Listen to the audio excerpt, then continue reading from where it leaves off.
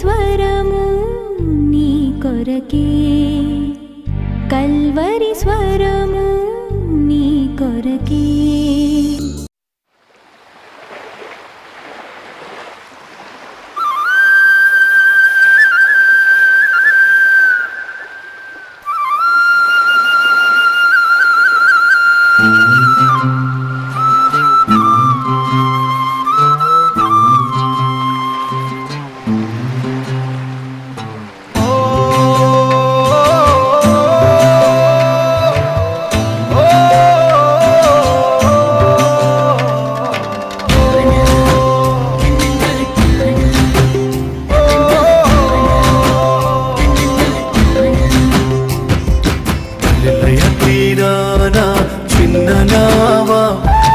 యేసయ్యా ఏర్పరచుకున్న నావా, గలిలయ తీరాన చిన్న నావా, యేసయ్యా ఏర్పరచుకున్న నావా.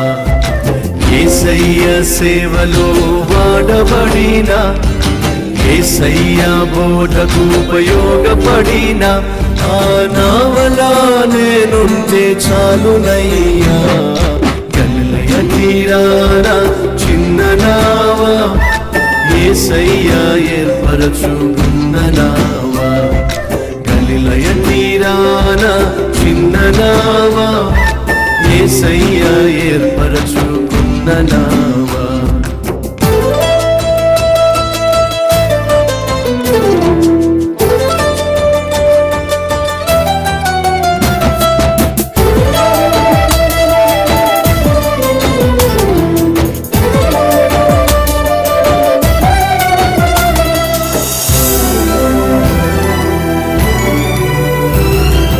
యేసయ్య రాకకై ఎదురు చూసిన, యేసయ్యను మోస్తూ పరవశించిన, యేసయ్య రాకకై ఎదురు చూసిన, యేసయ్యను మోస్తూ పరవశించిన, ఆత్మల సంపాదనకై వాడబడిన, ఆశ్చర్య కార్యములెన్నో చూసిన ఆ నావలా నిన్ను మోస్తే చాలునయ్యా. గలిలయ తీరాన చిన్న నావా, యేసయ్యా ఏర్పరచుకున్న నావా, గలిలయ తీరాన చిన్న నావా, యేసయ్యా ఏర్పరచుకున్న నావా.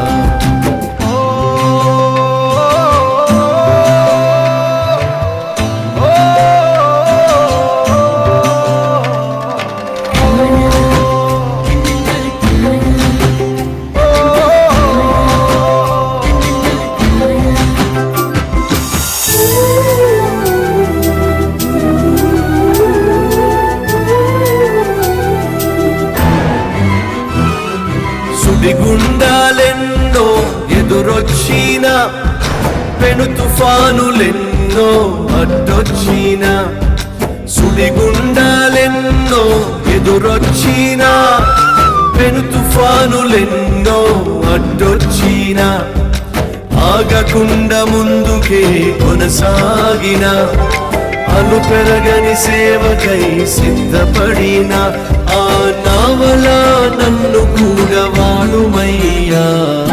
గలిలయ తీరాన చిన్న నావా, యేసయ్యా ఏర్పరచుకున్న నావా, గలిలయ తీరాన చిన్న నావా, యేసయ్యా ఏర్పరచుకున్న నావా. యేసయ్య సేవలో వాడబడిన, యేసయ్య బోధకు ఉపయోగపడిన ఆ నావలా నేనుంటే చాలునయ్యా. గలిలయ తీరాన చిన్న నావా, యేసయ్య ఏర్పరచుకున్న నావా, గలిలయ తీరాన చిన్న నావా, యేసయ్య ఏర్పరచుకున్న నావా.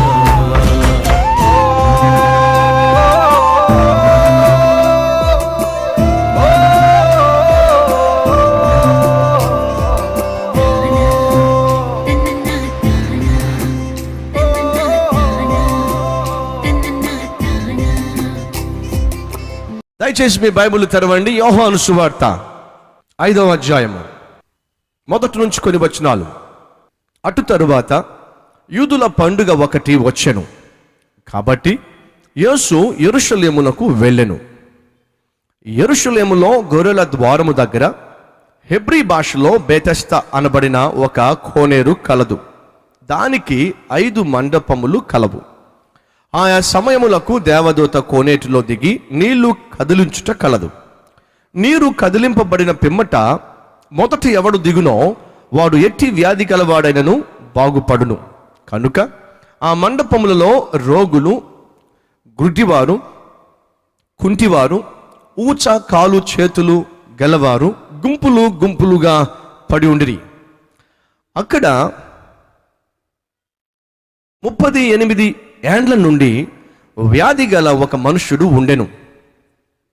యేసు వాడు పడి ఉండుట చూచి వాడప్పటికీ బహుకాలము నుండి ఆ స్థితిలో ఉన్నాడని ఎరిగి, స్వస్థపడగోరుచున్నావా అని వానిని అడుగగా, ఆ రోగి, అయ్యా, నీళ్లు కదిలింపబడినప్పుడు నన్ను కోనేటిలోనికి దించుటకు నాకు ఎవడునూ లేడు.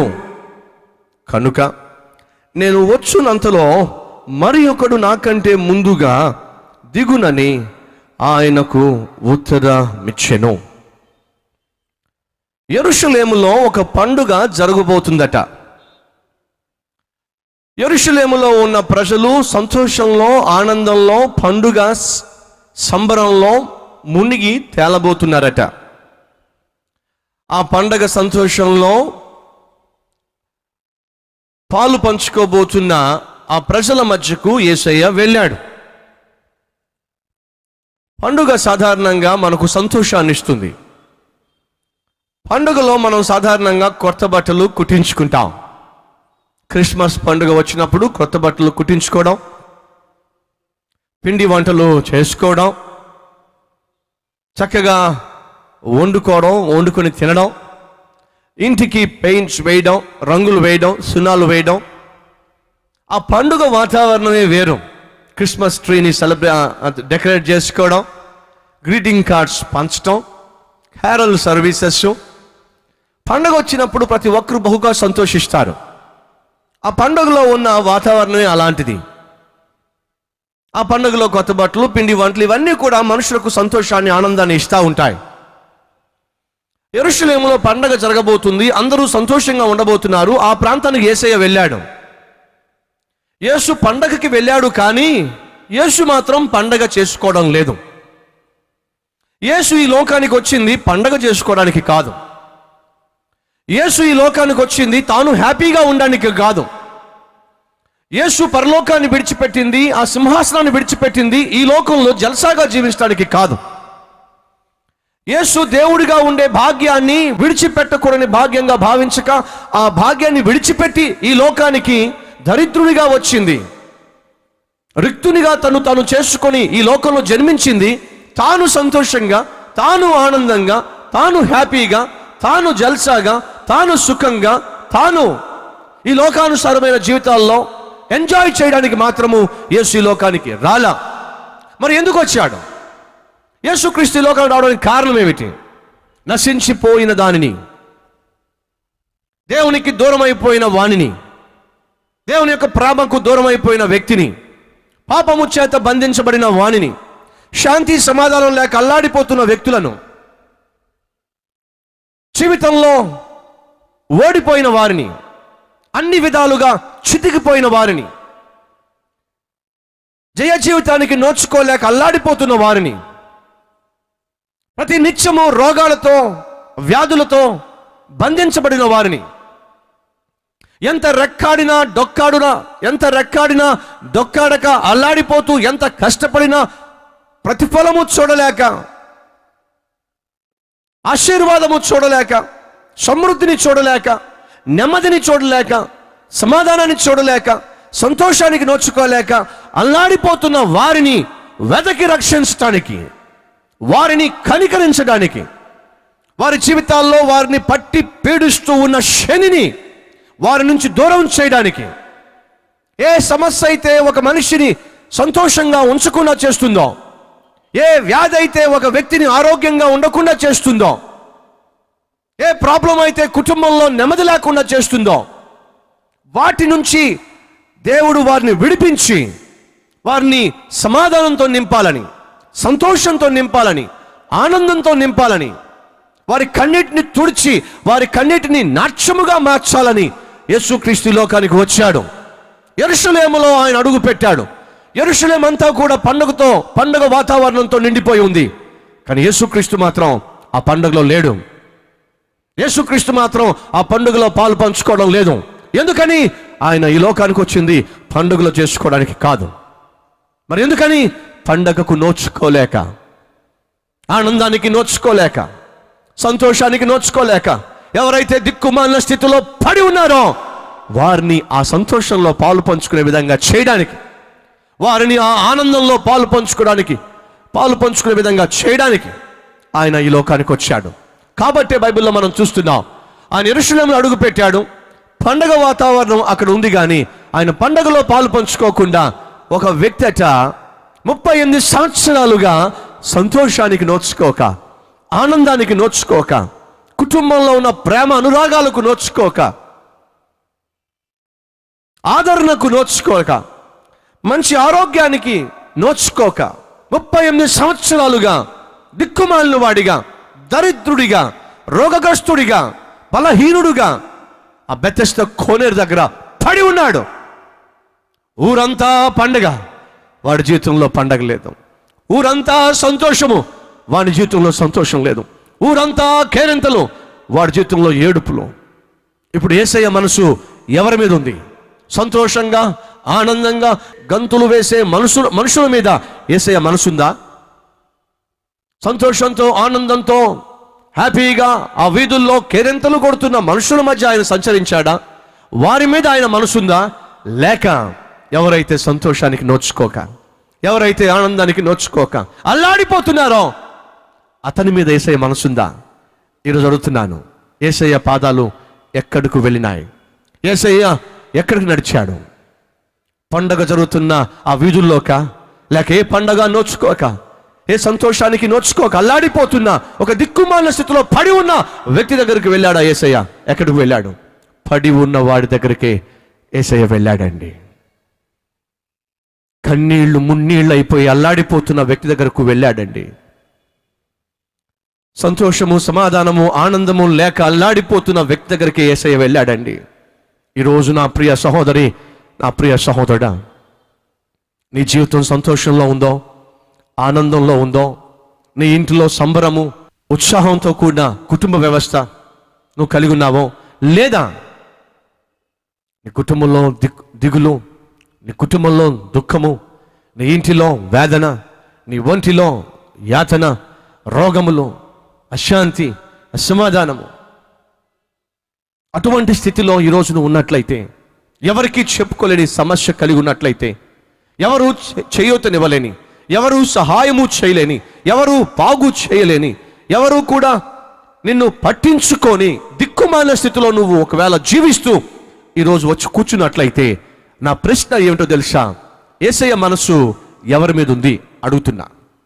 యేసయ్య యొక్క హృదయము ఎవరి మీద ఉంది అడుగుతున్నా.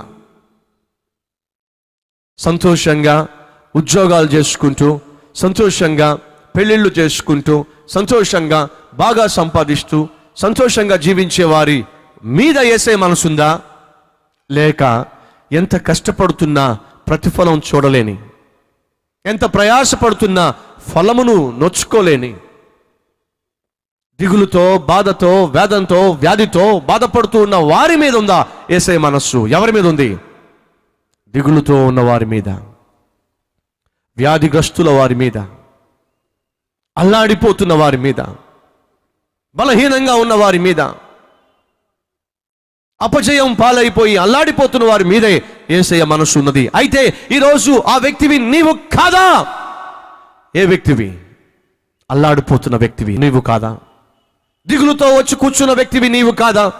సమస్యల వలయములో చిక్కుకొని ఈరోజు దిక్కుతోచక, ఎటు పోవాలో తెలియక, ఏం చేయాలో తెలియక నిస్సహాయ స్థితిలో వచ్చి కూర్చున్న వ్యక్తివి నీవు కాదా?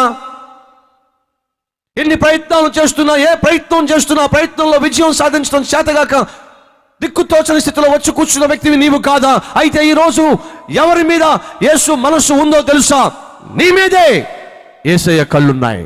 ఎందుకని? నిన్ను బాగు చేయాలని, ఎందుకని నీ జీవితాన్ని దిద్దాలని, ఎందుకని నిన్ను కనికరించాలని, ఎందుకని నీ కన్నీటిని తుడవాలని, ఎందుకని నీ దిగులను నీ నుంచి కొట్టివేసి నీకు శాంతిని సమాధానాన్ని ఇవ్వాలని యేసయ్య ఈరోజు ఈ గ్రౌండ్లో, ఈరోజు ఈ సమయంలో నీ వైపే చూస్తూ ఉన్నాడు. నా ప్రియ సహోదరి, నా ప్రియ సహోదరుడా, ఆయన ఈ లోకానికి వచ్చిన కారణమే అది. ఏమిటట? నశించిపోయిన దానిని వెదకి రక్షించడానికే యేసయ్య ఈ లోకానికి వచ్చాడు. పాడైపోయిన వారిని బాగు చేయడానికే యేసయ్య ఈ లోకానికి వచ్చాడు.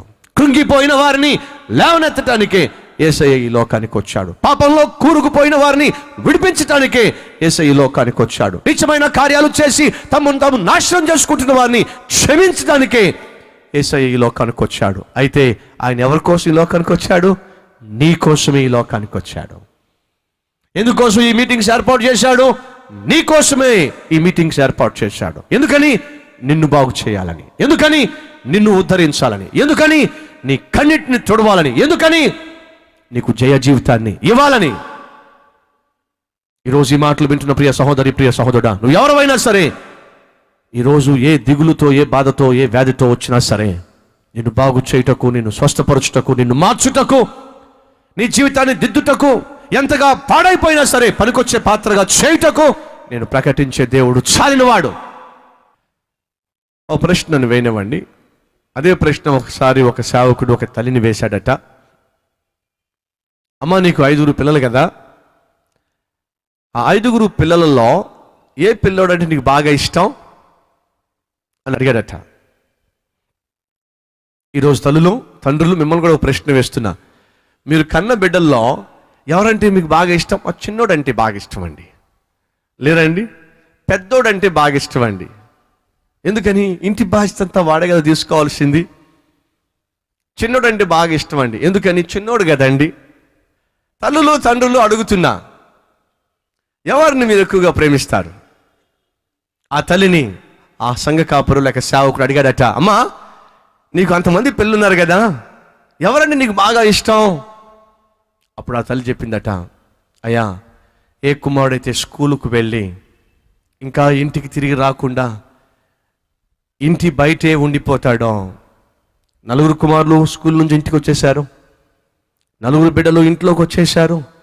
ఏ బిడ్డ అయితే ఇంకా ఇంటికి రాకుండా బయటే ఉండిపోయాడో వాడి మీదేనయ్యా నా మనసంతా ఉంటుంది. నాకున్న బిడ్డలందరూ ఆరోగ్యంగా ఉండి, ఒకవేళ ఒక కుమారుడికి ఆరోగ్యం బాగోకపోతే, వాడు జ్వరంతో వణికిపోతూ ఉంటే, మిగిలిన 4 కుమారులు సంతోషంగా వారు పడుకుని ఉంటే, నా మనసంతా కూడా ఆ జ్వరంతో, ఆ అనారోగ్యంతో వణికిపోతూ ఉన్న ఆ బిడ్డ మీదే నా మనసంతా ఉంటుందయ్యా. వాడే నా ఒళ్ళో ఉంటాడయ్యా. వాడి నొసటి మీదే నా చేతులు వాడిని నిమురుతూ ఉంటాయ్యా. నా మనస్సంతా వాడి మీదే ఉంటుందయ్యా. ఎవడి మీద?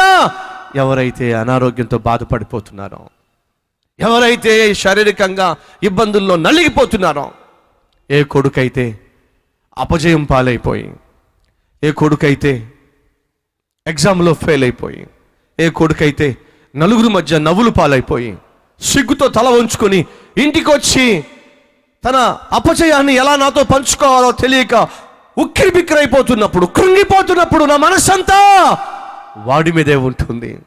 4 కుమారులు పాస్ అయ్యారు, కానీ ఏ కొడుకైతే ఫెయిల్ అయిపోయి సిగ్గుతో తల ఉంచుకొని తలదించుకొని లోపల కృంగిపోతూ ఉంటాడో వాడి మీదే నా మనసు ఉంటుందయ్యా. వాడి మీదే నాకున్న ప్రేమయ్యా. ఈరోజు ఈ మాటలు వింటున్న ప్రియ సహోదరుడా, ప్రియ సహోదరి, ఒక తల్లి మనసుకు తెలుసు ఏ కుమారుడి మీద తను మనసు పెట్టుకోవాలో. అనారోగ్యంతో ఉన్న కొడుకు మీద తల్లి మనసు ఉండదా? అపజయం పాలైపోయిన కొడుకు మీద తల్లి మనసు ఉండదా? ఇంటికి రాకుండా దూరం అయిపోయిన కొడుకు మీద ఆ తల్లి మనసు కలిగి ఎదురు చూస్తూ ఉండదా? అది సత్యమైతే ఈరోజు యేసయ్య మనస్సు ఎవరి మీద ఉన్నది? ఆయన కళ్ళు ఎవరి మీద ఉన్నవి? ఆయన హృదయం అంతా ఎవరి కోసం తప్పిస్తూ ఉంది తెలుసా?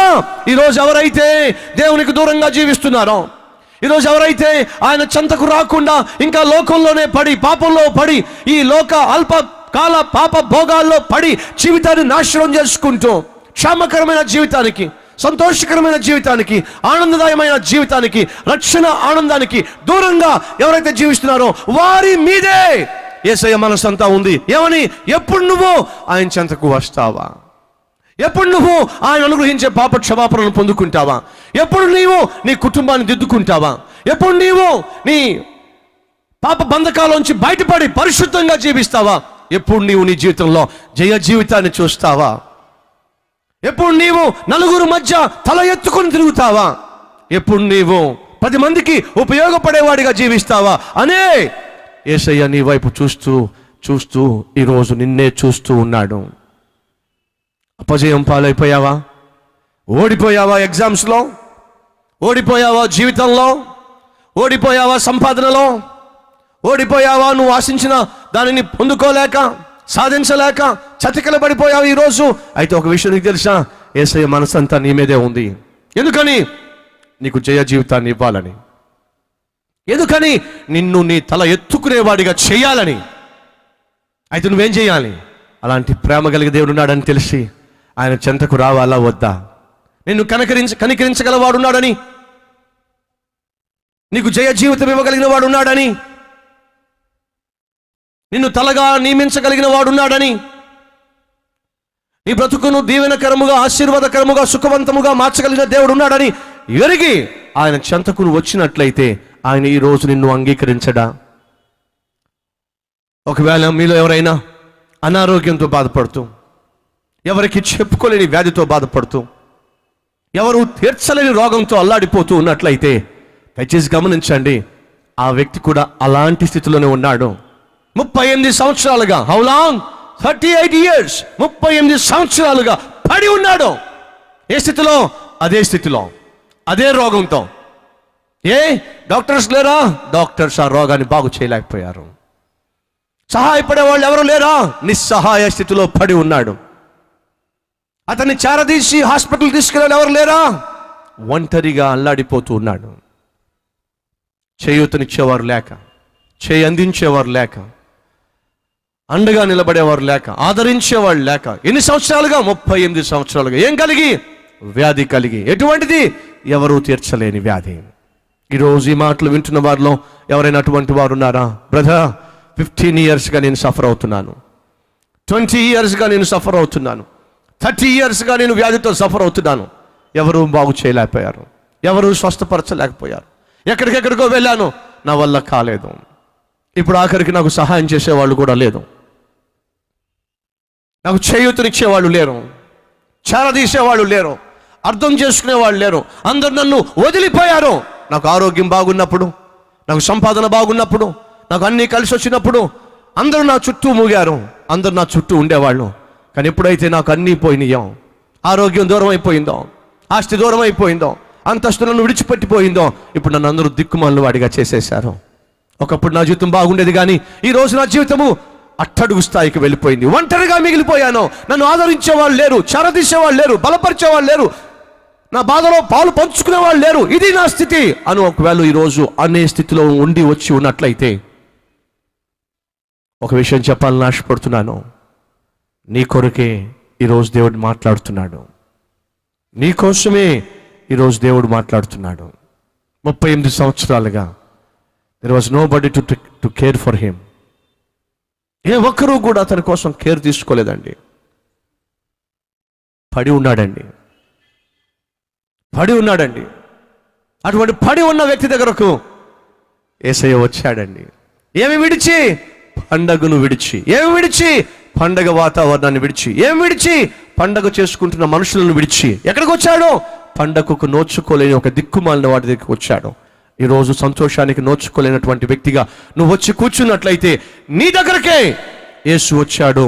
నీ జీవితాన్ని దర్శించడానికే, నీ బ్రతుకును మార్చడానికే యేసయ్య ఈ మీటింగ్స్ ఏర్పాటు చేశాడు. అందుకే యేసయ్య ఎంత సూటిగా నీతో మాట్లాడుతున్నాడు. 38 years he is living in helpless, hopeless condition. ఒకవేళ ఈరోజు నువ్వు కూడా గత సంవత్సరంగా, 2 సంవత్సరాలుగా, 5 సంవత్సరాలుగా, 10 సంవత్సరాలుగా ఎటువంటి నిరీక్షణ లేని జీవితాన్ని జీవిస్తున్నావేమో, దిక్కులేని స్థితిలో నువ్వు జీవిస్తున్నావేమో, సహాయం చేసేవారు లేక, చేయూతనిచ్చేవారు లేక ఈరోజు వచ్చి ఈ మాటలు వింటున్నావేమో. ఎవరు నన్ను బాగు చేస్తారు, ఎవరు నాకు చేయూతనిస్తారు, ఎవరు నన్ను కనికరిస్తారు, ఎవరు నా స్థితిని మార్చగలరు అనే ప్రశ్నకు జవాబు లేక వచ్చి ఈరోజు కూర్చున్నావేమో. నీకు ఏ ఒక్కరూ సహాయం చేయకపోయినా, ఏ ఒక్కరు నీకు చేయూతనివ్వకపోయినా, ఏ ఒక్కరు నీకు అండగా నిలబడకపోయినా, ఈరోజు నేను ప్రకటించే దేవుడు నీకు అండగా నిలబడబోతున్నాడు, నీకు సహాయము చేయబోతున్నాడు, నిన్ను స్వస్థపరచబోతున్నాడు, నీ కన్నిటిని తొడవబోతున్నాడు, నీ జీవితాన్ని సంపూర్ణంగా మార్చివేయబోతున్నాడు. ఎందుకంటే అలా చేయుటకు ఆయన సజీవుడు, ఆయన చాలినవాడు. నమ్మిన వారు గట్టిగా చప్పట్లు కొట్టండి. ఇఫ్ యు బిలీవ్ దాట్, నువ్వు నమ్మినట్లయితే దేవుని మహిమను ఈరోజే నువ్వు చూస్తావు. నువ్వు నమ్మినట్లయితే దేవుని యొక్క అద్భుతాన్ని, ఆశ్చర్య కార్యాన్ని ఈరోజే చూస్తావు. అందులో సందేహము లేదు.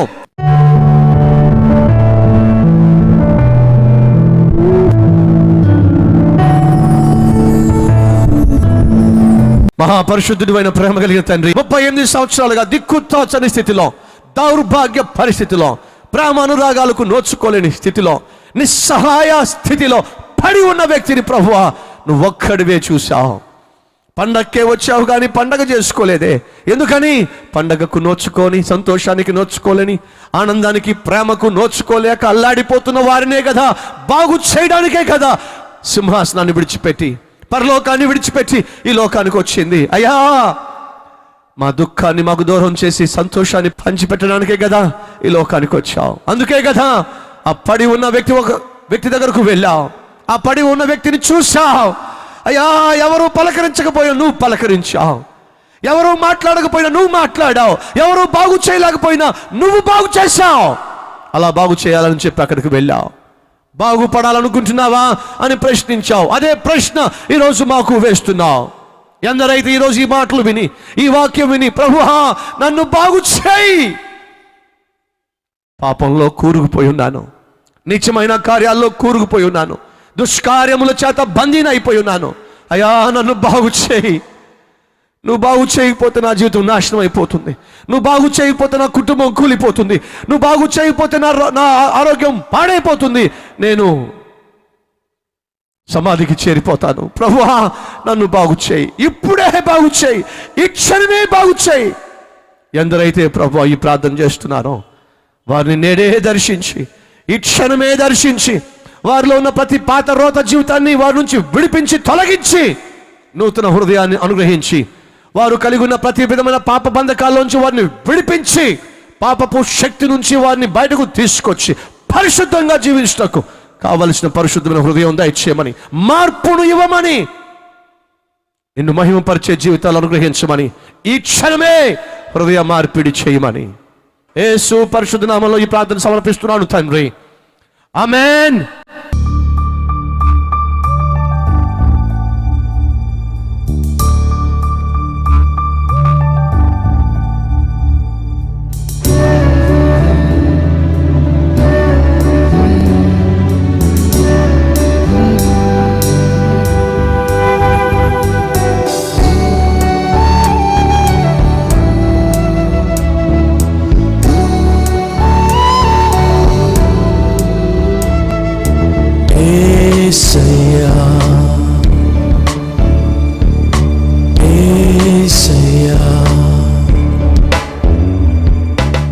Address Calvary, post box number 30, Kukatpally, Hyderabad 72.